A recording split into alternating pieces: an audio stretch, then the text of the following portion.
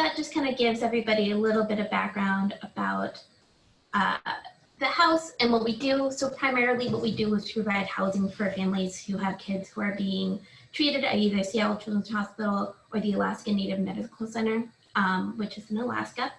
But we really try to provide more than just that. We provide a sense of community for people and allow them to really have a home here. So I'll touch on that. The Seattle House, it's actually one of the earlier houses in the Ronald McDonald House system. There are houses all over the world. It's an international program, but our Seattle House was created in 1983. Right now it serves 80 families. Originally we had one house that served about 20 families, and then we did an expansion in 2003 to serve even more families.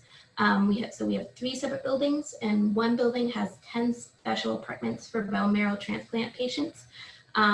Basically, if you have a bone marrow transplant, you really have to be isolated. So that has a separate apartment that has kitchen and laundry facilities and everything families would need. The other rooms are more like hotel style rooms. So they have beds and baths, and then there's communal kitchens. So there's 2 giant kitchens in one of our houses and another kitchen in the other separate house, our original house. And there's tons of family play areas. There's areas designed for really young kids. There's indoor outdoor play areas. There's teen rooms so that really anybody who's staying here can feel like they belong. Some of the other things we do is we have tons of volunteer programs. Part of the video touched on our meals program. So we have volunteers who come in most nights of the week and cook meals for our families. As you can imagine, you're spending most of the day in a hospital. Coming home and having to cook dinner for your family is really hard. And so having that provided is really important. We also have fully stocked pantries, which have not only food, but they have toiletries, diapers, anything a family could need. We also have volunteer programs that come in and do movie nights, because we have a movie theater here. We have bingo nights, we have arts and crafts nights, all sorts of different activities that are provided for families to really make it feel like a home and have a community atmosphere here. So it's a really important place for families. We're within walking distance of the Seattle Children's Hospital. The house is built for families who are more than 45 minutes away from the hospital, because when you're receiving cancer treatments, you're asked to be within 30 minutes of the hospital in case something goes wrong during the week if you're not staying overnight at the hospital. So it really provides an ideal solution for families. Our other house that we go, the other house that we have is the Alaska House.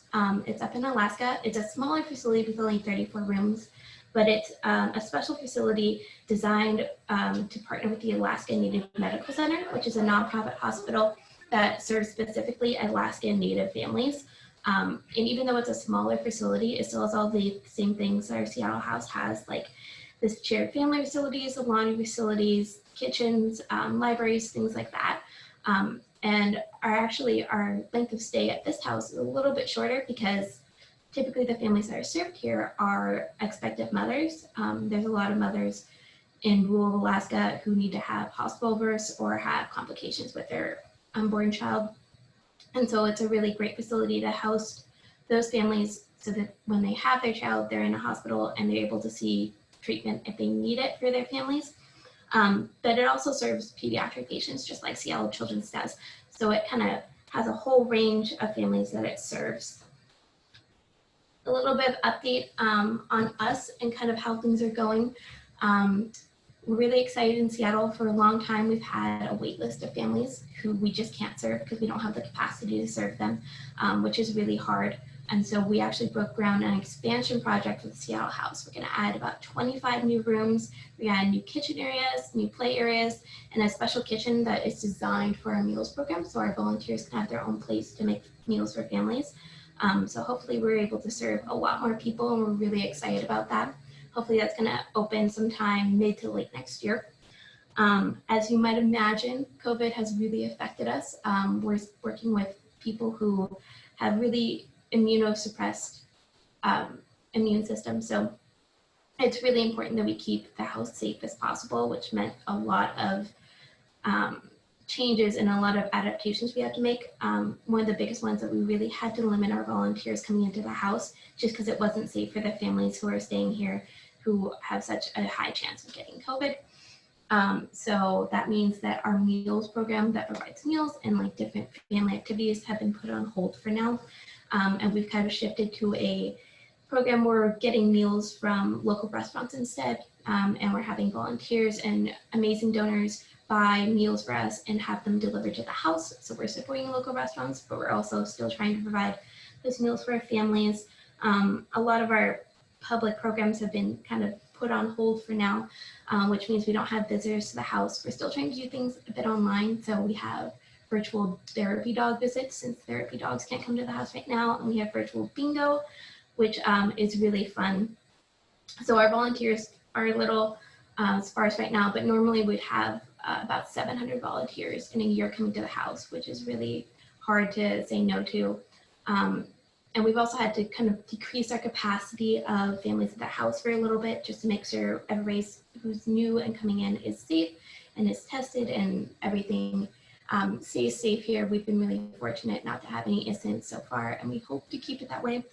We've also really had to ramp up our cleaning here at the house.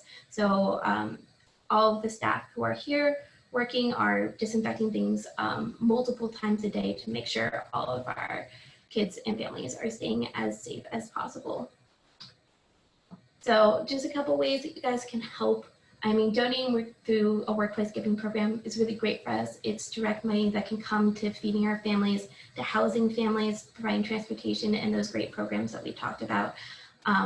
It's really important for us, especially right now during COVID, to keep our donations up so we can support families in whatever way possible.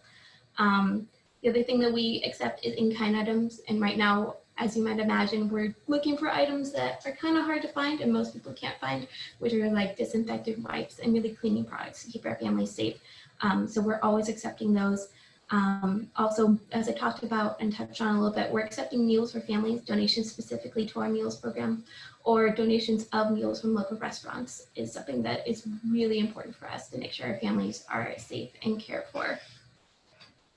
So that kind of wraps it up for me. I'm happy to answer any questions. I put our website up on the screen. We also have lots of social media, and our YouTube page has tons of family stories if you're interested in learning about that a little bit more. And I also put my contact information on the screen. If you have any other questions or just want to know more about the house, I'm happy to answer anything. Thank you so much for sharing.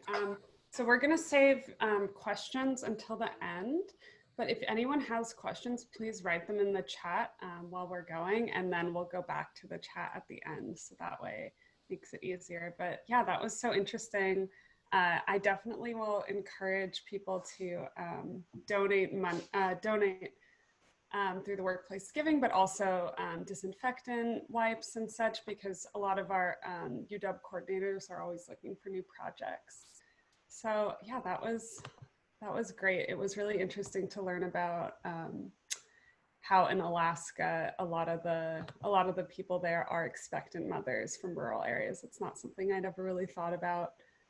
And so up next, we have Lindsay Hastings from Treehouse. And Treehouse, their mission is that they envision to strive and create a world where every child that has experienced foster care has the opportunities and support they need to pursue their dreams and launch successfully into adulthood. Some of the programs they have are a store to provide free items to children in foster care. They help give funding for activities. They help students get driver's licenses. They help with graduation success, all about getting foster care students and children into success as they go on into their life. So yeah, I will hand it over to you. Thanks. It means so much to be in great company today. I know a lot about Amara because of our work, but it was cool to hear from Mackenzie. So thanks for inviting me. I'm gonna share my screen. I love Halloween, so that's why that's my desktop background. But yeah, like Elise was just saying, our mission is to give youth in foster care a childhood and a future. And that can mean a lot of different things. So I'll go through some of our main programs and how we got started, but like she was saying, please put questions in the chat and we'll try to get through a lot of those at the end.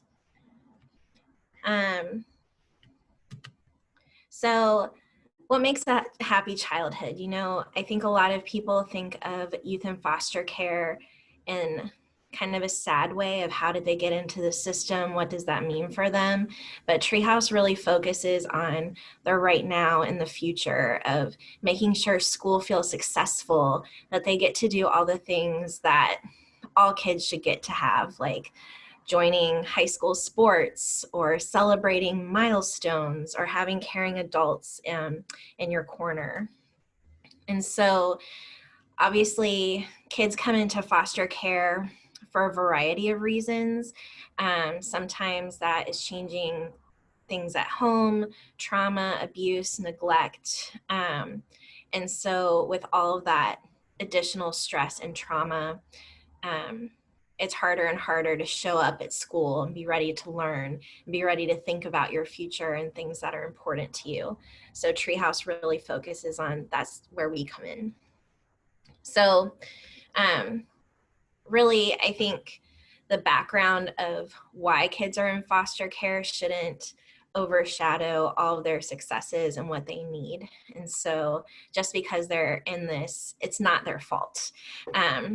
With every school change, youth in care lose about 4 to 6 months of learning. And so a lot of them move around a lot. They have a lot of adults in their lives.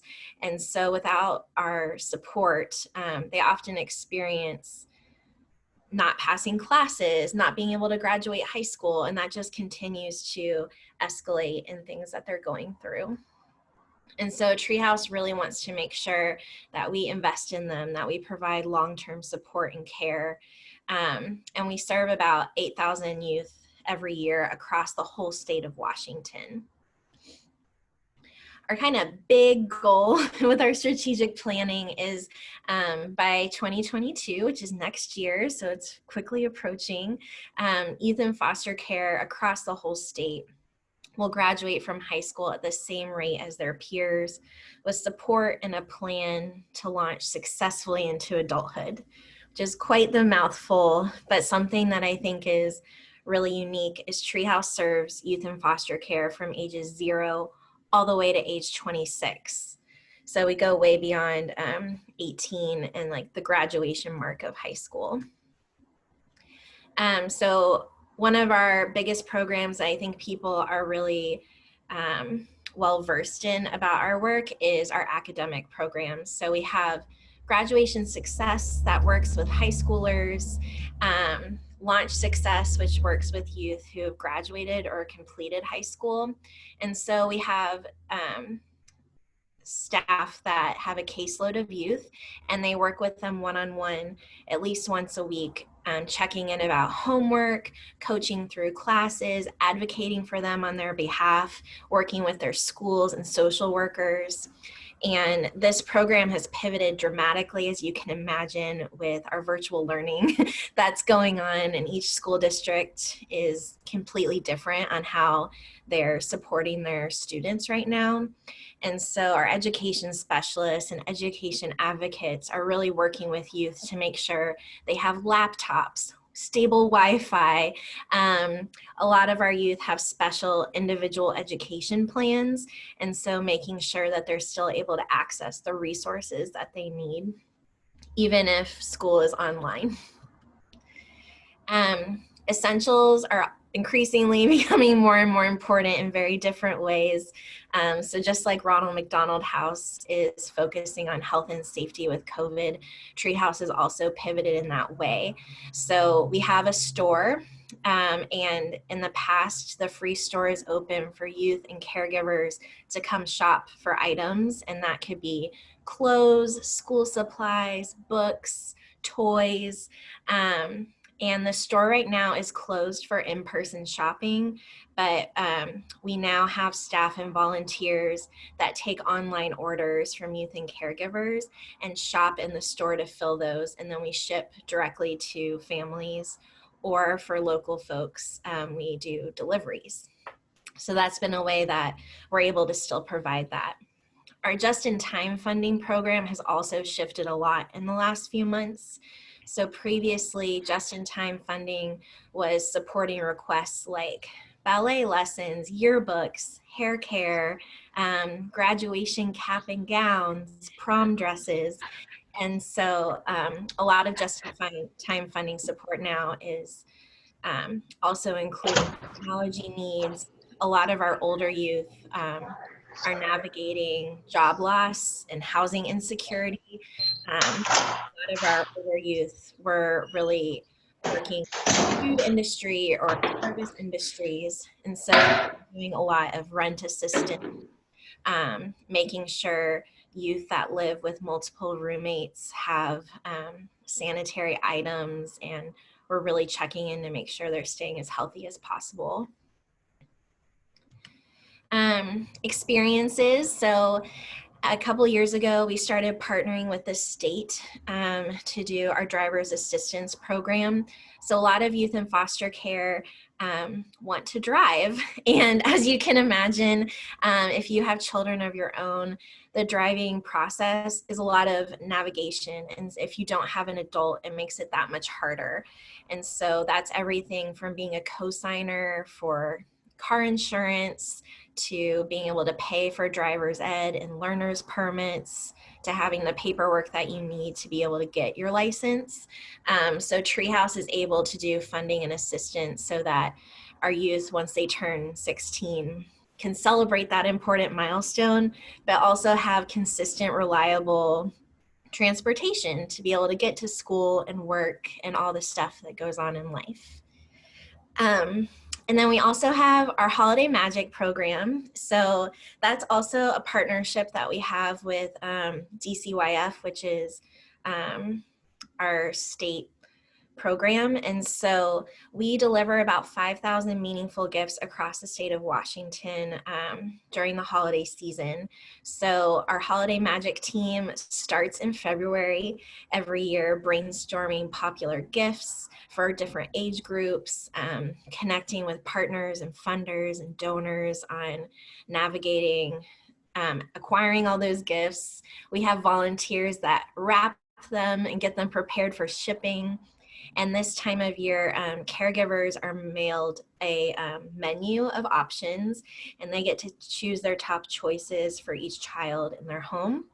And then in a month or so, we'll start shipping. So we definitely get really excited about this time of year. Holidays super important at Treehouse, and I'm so happy that we're able to continue these programs no matter what's going on right now in the world. I'm sure a lot of you, like us, we have a lot of questions of like, how does COVID impact Treehouse and our youth? What is Treehouse doing? And so these are concerns that youth in foster care are navigating, and I'm sure a lot of youth and families are navigating. But you know, school for some folks was already a low priority, and it was hard enough to get kids to show up and learn. But on top of being virtual and struggling to meet food, housing, and employment disruptions, it's becoming even harder for youth to kind of show up and be present in their minds.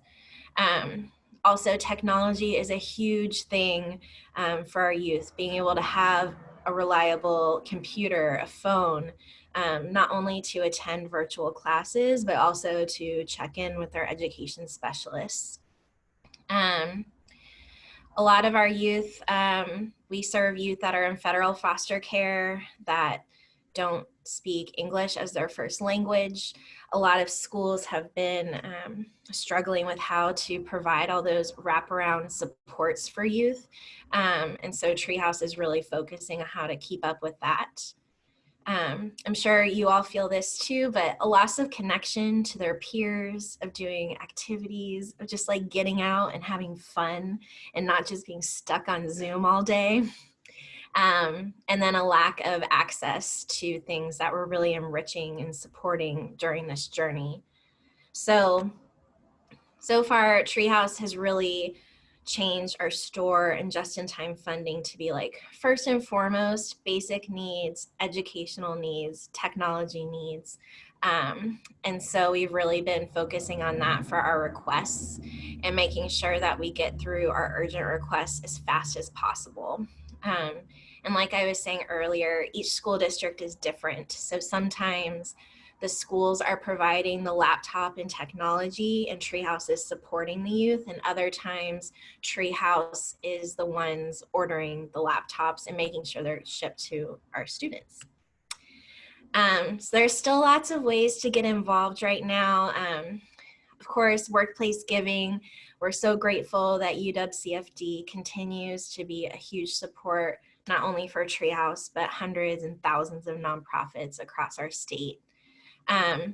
We also have some fun things like donation drives.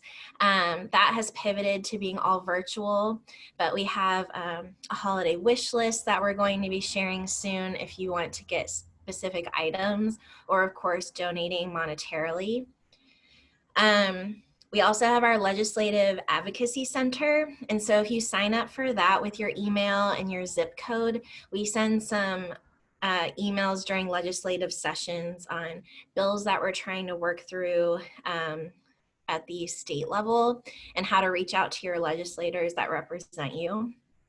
And then following Treehouse on social media, that's always like the easiest place to find up-to-date information. We share a ton of quotes and stories from youth and caregivers. And then I'm really happy and excited that our volunteer program has, they've spent a lot of time the last few months trying to envision how to safely have volunteer experiences virtually and in person. And so if you check out our website, I'll put the link in our chat in a minute, but we have some virtual volunteer tutoring programs, so you can meet with youth one-on-one for about 6 months to work on specific subjects. We also have our social media ambassadors, which is a fun way if you're really into social media to post that way. And then we do have some volunteer support in our store, but I will say move quickly because it's much more limited this year than in the past. And I know a lot of folks are itching to get back into volunteering. So I'll post a link to that. And thank you so much. Thank you so much, Lindsay. I put a question in the chat that you answered about virtual learning because I was very curious and I knew that that was a big issue, was talking about how to make virtual learning equitable. And I think you're really, Treehouse is really helping with that because there are obviously a lot of things to overcome for people who are not able to have access to a laptop or Wi-Fi. All right, so next up, and this is our last speaker, is Carrie Hansen, and she will be speaking from Amara. Amara works to ensure that every child in foster care has the love and support of a committed family as quickly as possible and for as long as each child needs. And I think it's really great to be pairing Treehouse and Amara because they do different and similar things with foster care, but they both provide so much support to children in foster